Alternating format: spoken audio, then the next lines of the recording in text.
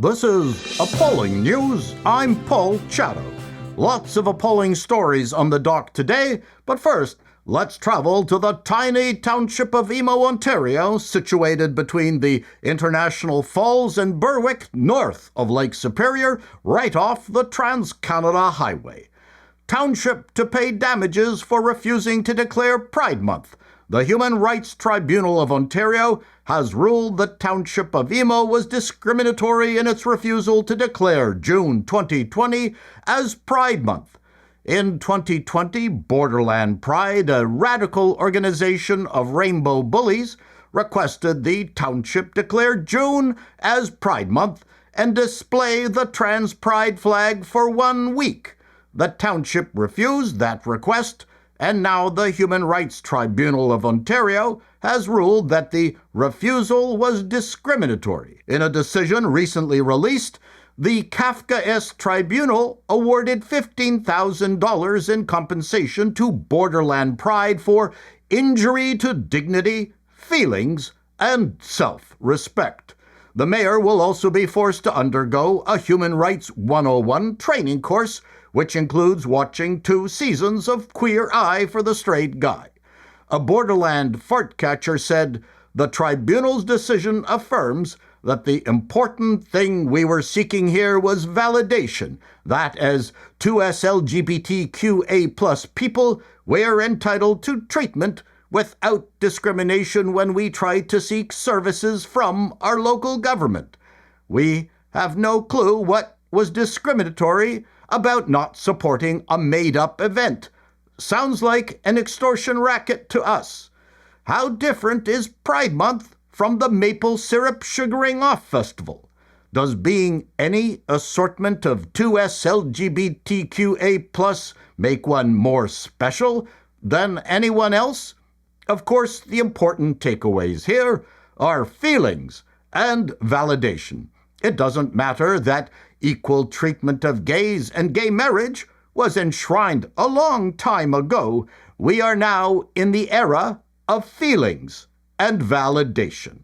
And nothing creates more goodwill than pitching your flag of conquest in the middle of town against everyone's wishes. We're certain the townsfolk are now far more tolerant.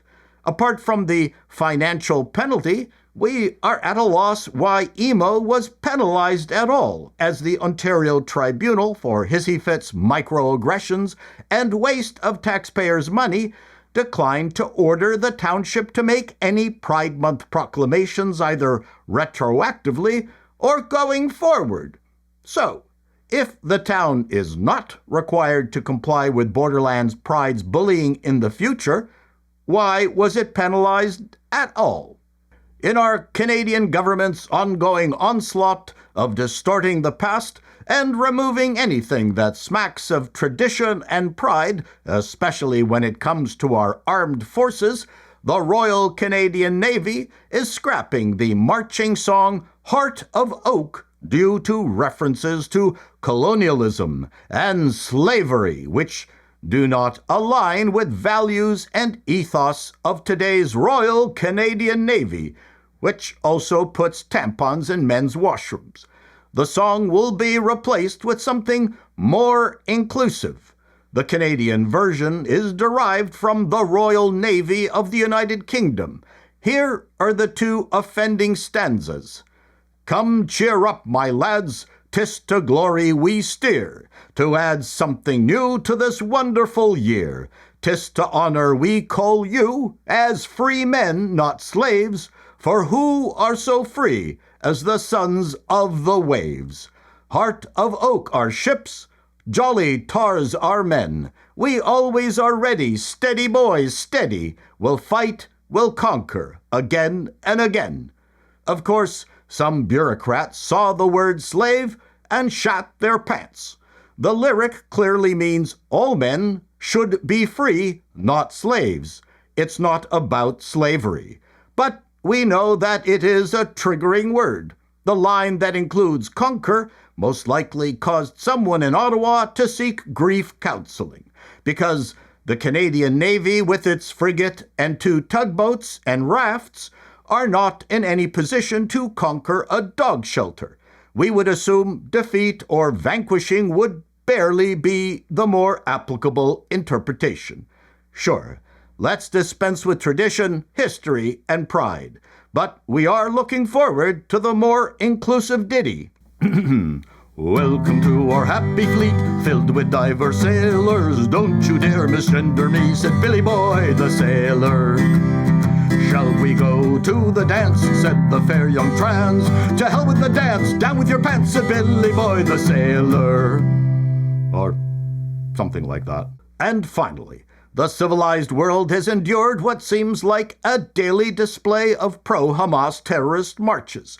In many cities, authorities have ignored illegal face coverings, hate speech laws, calls for globalizing the Intifada, and death to Jews because it is so difficult to parse out their subtle message. Perhaps no force has been more impotent than the Toronto police force.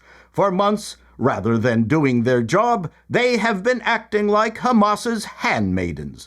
Luckily, we have finally found a hero willing to stand up to these Nazi thugs.